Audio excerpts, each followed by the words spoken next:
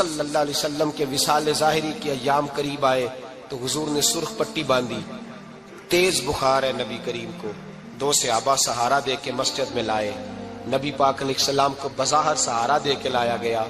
کریم رسول نے لوگوں کو جمع کیا، حضور آج کیا ہونے والا ہے، آج کیا کہا جائے گا، آج کس لیے میٹنگ بلائی ہے؟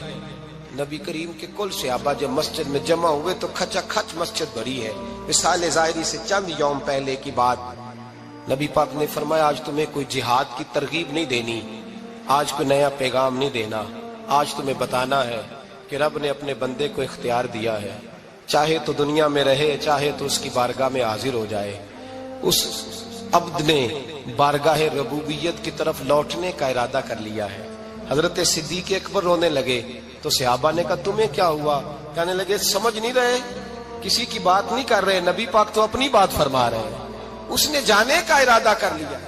سنیے میرے بھائی، محبوب پاک نے فرمایا بھائی کسی شخص کو میری طرف سے کوئی تکلیف پہنچی ہو تو بدلہ لے سکتا ہے، بدلہ لے سکتا ہے، کسی کو تکلیف پہنچی ہو۔ صحابہ پھوٹ کے رونے لگے، محبوبہ کرم ہی کرم ہوا ہے، رحمت ہی رحمت آئی، آپ کے بارے میں گمان کرنے والا بھی دائرہ ایمان سے نکل جائے گا۔ حضور آپ کیا فرما رہے ہیں؟ فرمایا نہیں بھئی اٹھو۔ پیچھے سے جناب عکاشہ بن محصن اٹھے، ہاتھ کانپتے ہیں، آگے بڑھے، کہنے لگے یا رسول اللہ، ایک جنگ کے موقع پر آپ نے درہ مارا تھا، ننگی پیٹھ پر صفیں سیدھی کراتے، بات دل میں رہ گئی ہے، میں نے بدلہ لینا ہے۔ نبی کریم نے فرمایا بلال دوڑ کے جاؤ، فاطمہ کے گھر درہ پڑا ہے، درہ لاؤ۔ سیدنا بلال حبشی کہتے میں گیا، دستک دی، سیدہ طیبہ طاہرہ حضرت فاطمہ فرمانے لگی بلال کیسے آئے ہو؟ اماں جی وہ درہ چاہیے تھا۔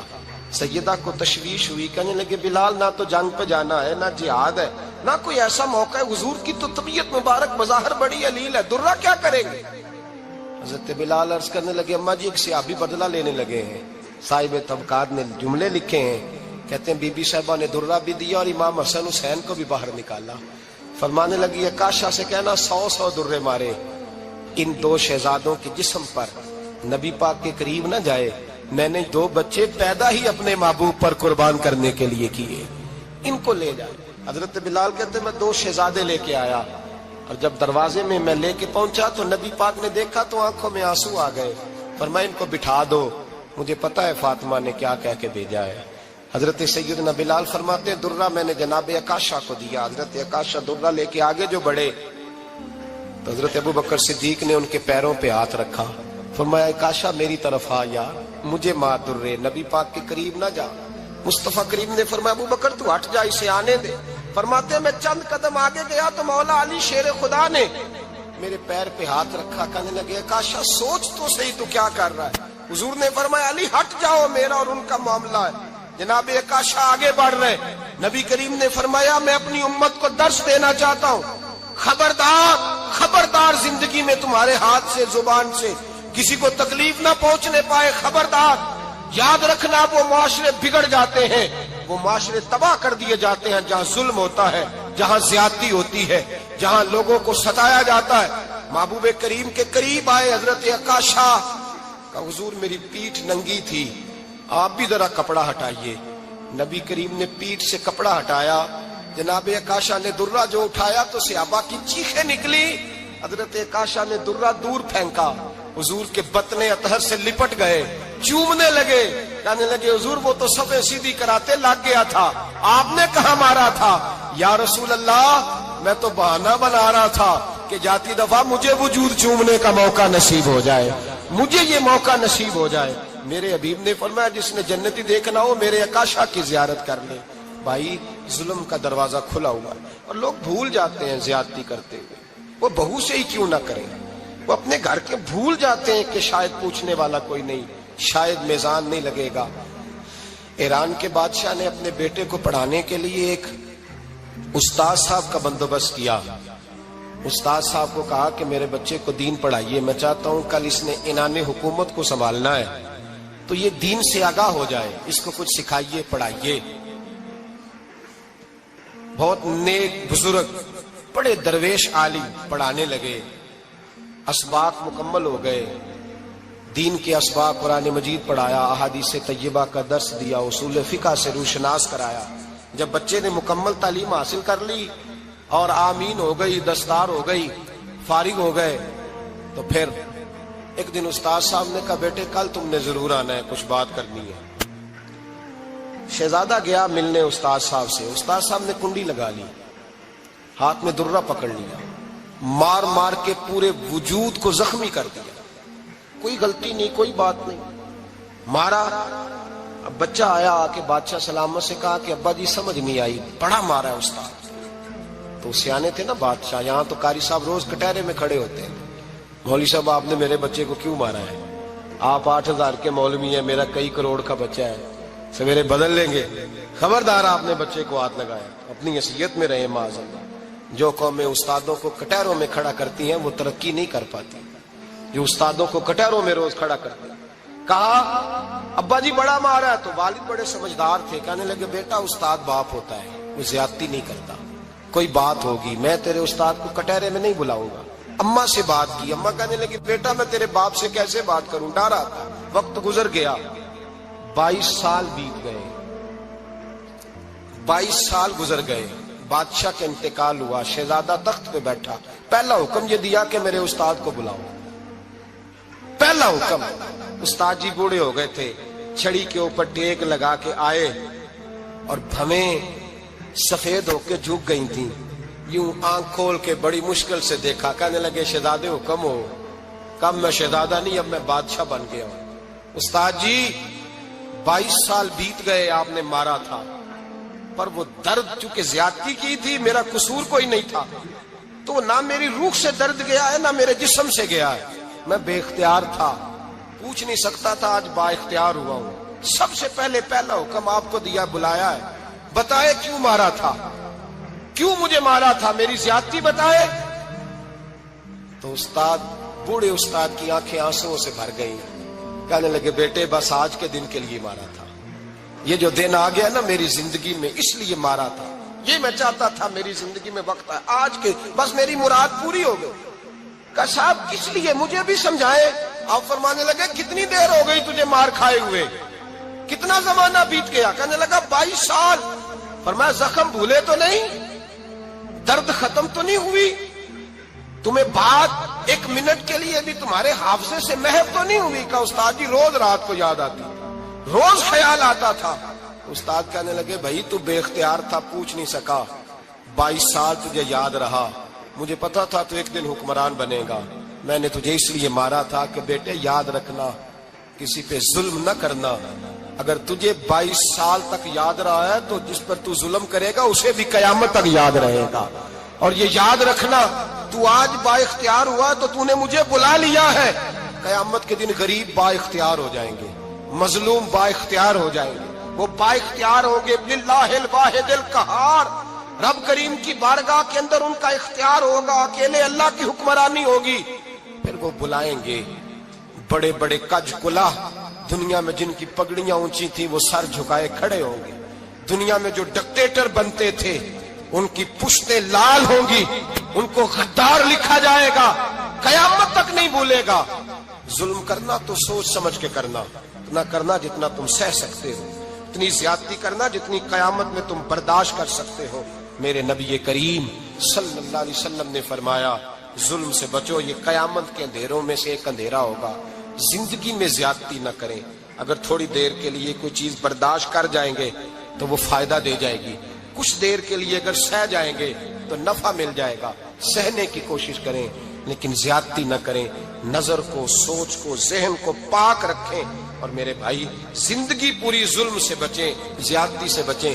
امیر المومنین حضرت جناب سیدنا عمر فاروق رضی اللہ تعالیٰ عنہ رات گھر میں تھے تو رونے لگے، بڑی دیر تک روتے رہے، والدہ اٹھی تو صاحبزادے سے کہنے لگی پتہ کرو تمہارے باپ کو کیا مسئلہ ہے۔ شہزادے آئے، کہنے لگے امیر المومنین والد گرامی کیا ہوا؟ تو حضرت عمر فاروق کہنے لگے بیٹا اپنی اماں کو بلاؤ۔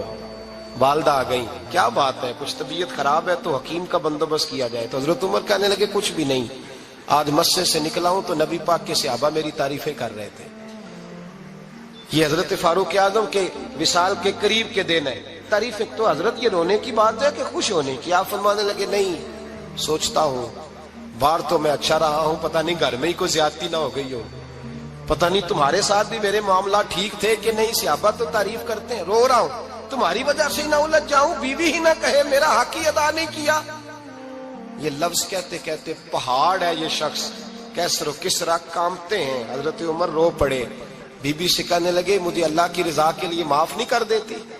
میرے اوپر بوجھ تھا امت کا، میں ساری رات مدینے کی گلیوں میں پھرتا تھا، دن سارا مسجد میں گزرتا تھا، میں تجھے وقت نہیں دے پایا، معاف نہیں کر دیتی؟ تو زوجہ کہنے لگی نہیں عمر، میں نے بھی زندگی میں اپنا کوئی سکھ چین نہیں دیکھا، کوئی چاؤ پورا نہیں کیا، میں کیسے معاف کر دوں؟ میں نہیں معاف کرتی۔ حضرت عمر زمین پہ بیٹھ گئے، رونے لگے، کہنے لگے چل معاف کر دے۔ کہنے لگی ایک وعدہ کرو، قیامت کے دن رب کریم کی بارگاہ میں میری سفارش کرو گے؟ اللہ کی بارگاہ میں عرض کرو گے کہ اللہ اچھی تھی، مجھے کپڑے دھو کے دیتی تھی، روٹی پکا کے دیتی تھی، میری عزت کی محافظ تھی؟ جناب عمر کہنے لگے تیرے ساتھ وعدہ ہے، رب اپنے فضل سے عمر کو جنت دے گا تو عمر تجھے جنت میں ساتھ لے کر کے جائے گا، تیرے ساتھ وعدہ ہے۔ میرے بھائی جن کے دلوں میں احساس تھا کہ ہم سے کوئی زیادتی نہ ہو جائے کسی جگہ، وہ تو یہاں تک معاملہ کرتے تھے، یہاں تک ان کا خیال رہتا تھا۔ عزیزو، ایک تو نظر میں حیا پیدا کریں، والدین کی بہت بڑی ذمہ داری ہے۔ لاکھوں بچے مرضی کی شادیاں کر رہے ہیں، ہزاروں گھر اجڑ رہے ہیں، یہ وہ والا زہر ہے جو ہر گھر میں تیزی سے پھیلتا چلا جا رہا ہے۔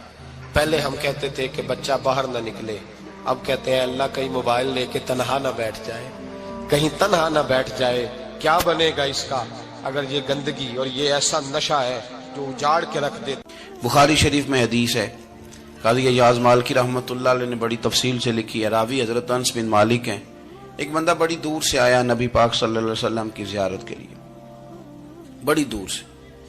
عرب کے جو سردار ہوتے تھے ان کے بڑے ناز نخرے ہوتے تھے، وہ خیر آج بھی ہیں، پروٹوکول کا ماحول آج بھی، یعنی وزیر صاحب کے آگے دو چار گاڑیاں نہ ہوں تو ان کو مزہ ہی نہیں آتا، پولیس والے آگے پیچھے بھاگیں تو حالانکہ ان کو نہیں پتا کہ جو پولیس والے آگے پیچھے بھاگ رہے ہیں نا، یہ حکومت بدلی تو گرفتار کرنے بھی انہوں نہیں آنا ہے، لیکن وہ بڑا مزہ آتا ہے جب لوگ گاڑی کے پیچھے بھاگتے ہیں۔ کیا بات ہے جناب، بڑی بات۔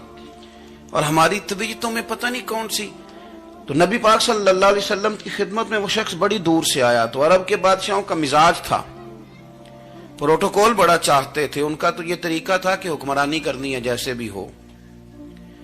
اگر کسی غلام نے دھوپ میں بندھا رہ گیا، اونٹ اور چھاؤں میں نہیں باندھا تو درے مارتے تھے، اور اگر اس نے کھول کے باندھ دیا تو پھر بھی مارتے تھے، کہتے تھے اتنا سیانا ہو گیا تو انہیں پوچھا ہی نہیں، خود بخود ہی باندھ دیا۔ وہ شخص حضور کی بارگاہ میں آیا اور بہت سارے لوگوں کے پاس کیونکہ وہ جاتا تھا اپنے سربراہ کا پیغام لے کے، تو وہ کانپ رہا ہے جب حضور کی بارگاہ میں گیا، ڈر رہا ہے۔ اب ذرا بات کو سمجھنا، نبی پاک صلی اللہ علیہ وسلم نے اس سے فرمایا کیوں ڈرتے ہو؟ سادہ آدمی ہے، دیہاتی ہے، بدو ہے۔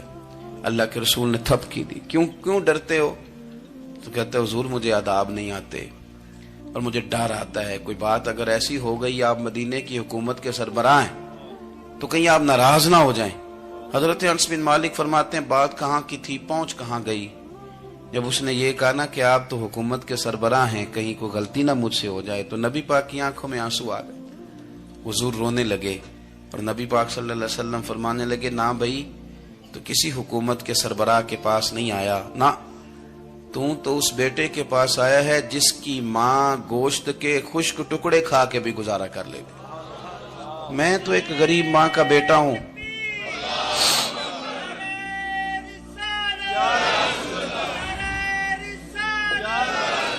بھائی اگر آپ کا یہ ذوق بن جائے، دیکھو نا آج تو لوگ بھول جاتے ہیں نا، کپڑے بدل لیتے ہیں تو وہ سمجھتے ہیں کہ شاید سارا کچھ ہی بدل گیا، یعنی گاؤں سے آ کر پڑھنے والے بھول ہی گئے ہیں کہ کس کی ماں نے کتنا زیور بیچا۔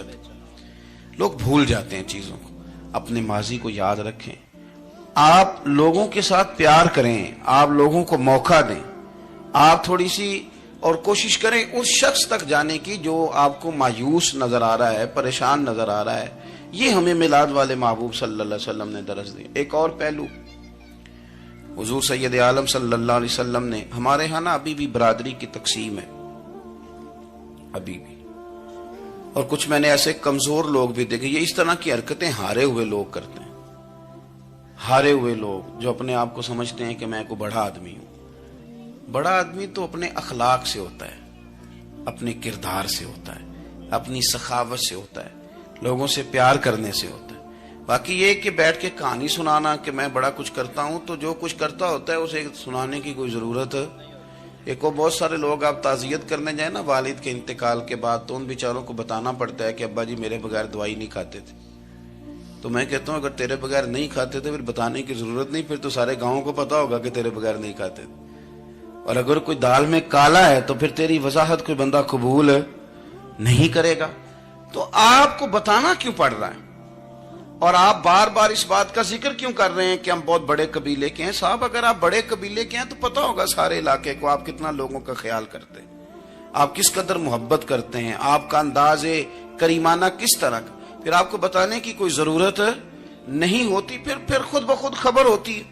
حضرت سیدنا ابو ذر غفاری رضی اللہ تعالیٰ عنہ, قبیلہ بنو غفار ایک بڑی شاخ تھی قبیلوں میں سے.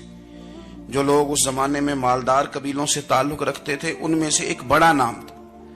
ساری زندگی چودراہٹ کی, لیکن میلاد ایک انقلاب کا نام ہے. میں میلاد منانے والے دوستوں سے گزارش کرتا ہوں کہ آپ ہر سال میلاد منائیں, اور ہر سال میلاد کے بعد آپ تھوڑے بدل بھی جائیں, یعنی تھوڑے سے بدل جائیں. کچھ لوگ کہیں یار یہ داڑھی میں نے نا 12 ربیع الاول والے دن رکھی تھی, یہ میری میلاد والی داڑھی ہے. اور داڑھی رکھیں بھی نبی پاک کی مرضی کی. کس کی مرضی کی؟ نہ ناراض ہو جائے جی میں ٹور چلا بس. کس مرضی کی جی؟ اپنی مرضی کے نہیں. داڑھی کا وزن کو نہیں ہوتا کہ پوری مٹھی رکھیں گے تو آپ کو کوئی دقت ہوگی, کوئی وزن نہیں. پوری رکھیں, جو حضور کا طریقہ مبارکہ ہے جو ہمیں ملتا ہے اس پر آپ توجہ فرمائیں. تو میں جو بات عرض کرنے جا رہا ہوں وہ میلاد انقلاب ہے. حضور سید عالم صلی اللہ علیہ وسلم کی بارگاہ میں آنے سے پہلے لوگ کچھ اور ہوتے تھے, اور یہاں سے ہو کے جاتے تھے تو پھر ان میں تبدیلی آتی تھی. میں سارا دن کرامتیں سناؤں نا کسی کو اپنے پیر صاحب کی, اور اپنے گھر میں بھی کہ میرے حضرت بڑے, میرے استاد بڑے, لیکن بیوی کے ساتھ اگر میں ترش لہجے میں بات کروں گا تو وہ کہے گی ایسے سکھاندے نے تینوں پیر صاحب. دوست کہیں گے یہ سکھاتے ہیں آپ. تو آپ کی کہانیاں نہیں چلتی, آپ کا کردار چلتا ہے. حضرت ابو ذر غفاری رضی اللہ تعالیٰ عنہ فرماتے ہیں چونکہ میں چودھری تھا, سیدنا بلال حبشی رضی اللہ تعالیٰ عنہ کے پاس میں بیٹھا تھا. کسی بات میں بات آگے بڑھی اور بڑھتے بڑھتے بات شکنجی تک چلی گئی. رائے کے اختلاف نے باتوں میں تلخی پیدا کر دی, اور جب تھوڑے لفظ اور تیز ہوئے تو میں نے انہیں کہہ دیا چپ کر, تو ابشن کا بیٹا ہے. کس کے بیٹے تھے حضرت بلال؟ کہتے ہیں جب انہوں نے مجھے کہا تو میرا دل بڑا ٹوٹا, لیکن میں نے ارادہ کیا کہ میں نے حضور کی بارگاہ میں نہیں عرض کرنی. اب ہر بات کی ہم حضور کی بارگاہ میں شکایت کریں. لیکن میں جا کے مسجد میں بیٹھا, اور جب سرکار آئے نا, ارادہ نہیں تھا کہ عرض کروں گا, لیکن حضور کا چہرہ دیکھا تو دکھ میرا خود ہی تازہ ہو گیا. رونے کا بھی تو تب ہی مزہ آتا ہے نا کوئی اپنا ملے تو. فرماتے ہیں کہ میرے آنسو نہ بغیر اختیار کے چھلک پڑے, اور میں کھل کے روئے, کھل کے. قربان جاؤں محبوب کے, بھی حضور نے پاس نہیں بلایا بلکہ نبی پاک اٹھ کے خود میرے پاس آئے اور مجھے کندھوں سے پکڑ کے سینے سے لگایا, اور جب میں کھل کے رو لیا تو حضور میرے آنسو پوچھنے لگے. کچھ شعر ایسے ہوتے ہیں جو کسی نے کہے ہوتے ہیں, اور کہنے والا جو ہوتا ہے وہ صاحب حال ہوتا ہے, تو اس میں کچھ خوبصورتی زیادہ ہی ہو جاتی ہے. ایک پنجابی کے شاعر ہمارے گجرات میں گزرے, بزرگ تھے, ان کا ایک شعر ہے, وہ کہتے ہیں ایک واری میری آنکھیاں چوں اونا نے اتھرو پونجے سن. ایک واری میری آنکھیاں چوں اونا نے اتھرو پونجے سن, ہن تے چسکا پہ گیا رونے دا. ایک واری میری آنکھیاں چوں اونا نے اتھرو پونجے سن, ہن تے چسکا پہ گیا رونے دا, تے ہر ویلے آہو زاری دا. تو میں روز رونے لگا ہوں, مزہ ہی بڑا آیا ہے جب سے محبوب نے چپ کرانا شروع کیا میرے عزیز. اور پھر حضرت بلال حبشی رضی اللہ تعالیٰ عنہ چونکہ حضور کے غلام تھے, اور انہیں پتا تھا کہ سرکار میری ناز برداری کرتے ہیں, حضور نے چپ کرایا. فرمایا کیوں روتے ہو؟ تو عرض کرنے لگے یا رسول اللہ صلی اللہ علیہ وسلم, اگر میں ابشن کا بیٹا ہوں تو میری تو غلطی کوئی نہیں نا, یہ تو تقسیم اللہ کی ہے نا. الذی خلقک فسواک فعدلک فی ای صورت ما شاء رکبک. جس طرح وہ چاہتا ہے، جس کو چاہتا ہے اس طرح کی اس کی صورت بنا دیتا ہے. تو مجھے ابشن کا بیٹا کہا جاتا ہے، میری غلطی کیا ہے؟ حضرت بلال نے بھی نہیں بتایا کس نے کہا. لیکن نبی پاک صلی اللہ علیہ وسلم نے کیا فرمایا؟ امام یوسف صالحی نے لکھا ہے، ذرا غور کرنا بات پر، تسلیاں لوگ اور رنگ میں بھی دیتے ہیں پر یہ تسلی بڑی انوکھی ہے. حضور فرمانے لگے، بلال اگر تو ابشن کا بیٹا تو پریشان کیوں ہوتا ہے؟ کالے رنگ والی ماں کا بیٹا ہے تو پریشان کیوں ہوتا ہے اگر تیری والدہ کا رنگ کالا ہے تو؟ عرض کی، حضور آپ کیا فرمانا چاہتے ہیں؟ تو سرکار فرمانے لگے، میں دو ماؤں کا بیٹا ہوں، ایک جناب آمنہ جنہوں نے مجھے پیدا کیا، اور ایک حضرت ام ایمن جنہوں نے میری پرورش کی، مجھے بڑا کیا. حضور فرمانے لگے، میری ماں آمنہ کا رنگ گورا تھا اور میری ماں ام ایمن کا رنگ کالا ہے. تو فرمایا، اگر تجھے کسی نے کالے رنگ والی ماں کا بیٹا کہا تو اسے کہہ دینا مدینے والے محبوب کے بھی تو ایک والدہ کا رنگ کالا ہے، تو کہہ دینا. حضرت بلال کہتے ہیں کہ وہ اس طرح کی تسلی تھی، طفل تسلیاں نہیں جس طرح کی ہمیں دی جاتی، وہ اس طرح کی خوبصورت تسلی تھی کہ اس کے بعد میرا دل ایسا ٹھنڈا ہوا، پھر کسی کا تانا نہیں رہا.